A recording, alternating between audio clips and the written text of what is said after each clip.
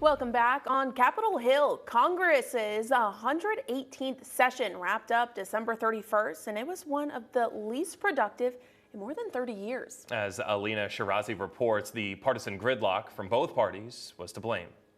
We know this Congress passed just 209 bills over the last 2 years.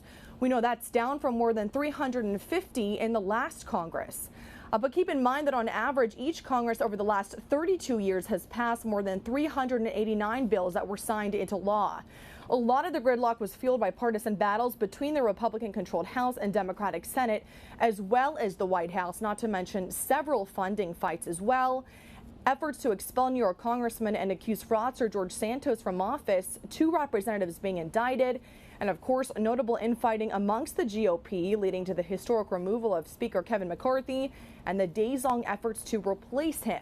And now some Republican lawmakers warning House Speaker Mike Johnson and the rest of the GOP to work across the aisle and not hand control over to the party's right-wing base. Listen here. I think we still got to govern from the center to the right and not just from the far right, because the fact is you're not going to get those votes in the House or Senate if you try to govern that way. I heard a couple times this week, we get 100%, the Democrats are going to get 0. It doesn't work that way.